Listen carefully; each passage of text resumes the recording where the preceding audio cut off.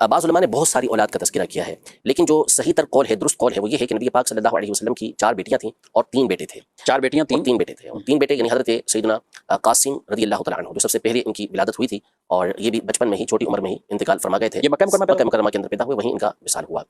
اور دوسرے حضرت سیدنا عبداللہ، ان کو طیب و طاہر بھی کہتے تھے.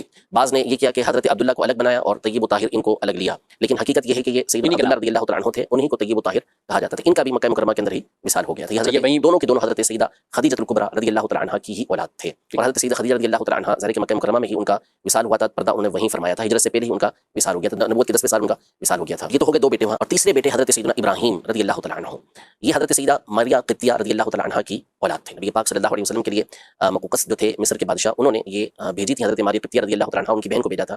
تو نبی پاک صلی اللہ علیہ وسلم نے ان کو اپنے پاس قبول فرمایا تھا، اور انہی سے حضرت سیدنا ابراہیم رضی اللہ تعالیٰ عنہ کی ولادت ہوئی تھی. یہ آپ صلی اللہ علیہ وسلم کی یعنی ویسے تو جس کو اس زمانے کے اندر کنیز کہا جاتا تھا، لیکن پھر ان کو علماء نے باقاعدہ ازواج مطہرات کے اندر شامل مانا ہے. باقاعدہ اس پر کلام ہے علماء کا، تفصیل ہے اس کے اندر کہ ان کو اس کے اندر شامل کیا گیا ہے.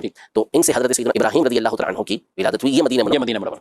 تو یہ بھی تقریباً 18 مہینے کی عمر تھی، اس میں نبی پاک صلی اللہ علیہ وسلم کے سامنے ہی ان کا وصال ہوا. اور شہزادوں کا آپ نے کہا، تو بیٹیوں کے والے سے جی یہ 3 شہزادے ہو گئے، اور بیٹیوں میں سب سے بڑی حضرت سیدتنا زینب رضی اللہ تعالیٰ عنہا تھیں.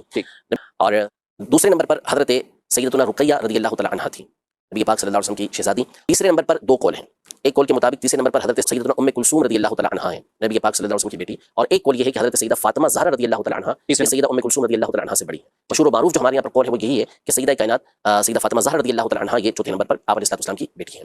تو اب یہاں پر جو توجہ طلب بات ہے وہ یہ ہے کہ تینوں شہزادے اور تینوں شہزادیاں یہ نبی پاک صلی اللہ تعالیٰ علیہ وآلہ وسلم کے سامنے ہی انتقال فرما گئی. زندگی میں ہی نبی پاک صلی اللہ علیہ وسلم کی تشریف لے گئیں. اور سیدہ فاطمہ زہرا رضی اللہ تعالیٰ عنہا کی ذات گرامی وہ تھی کہ جو نبی پاک صلی اللہ تعالیٰ علیہ وآلہ وسلم کے وصال ظاہری کے وقت آپ حیات تھیں، اور آپ ہی کی اولاد ہے کہ جس سے نبی پاک صلی اللہ تعالیٰ علیہ وآلہ وسلم کی اولاد یہ آگے بڑھی. حسنین کریمین رضی اللہ تعالیٰ عنہما اور حضرت سیدنا محسن رضی اللہ تعالیٰ عنہ جو چھوٹے تھے وہ بچپن میں ہی انتقال کر گئے تھے. تو 2 شہزادے سیدنا امام حسن اور سیدنا امام حسین رضی اللہ تعالیٰ عنہما.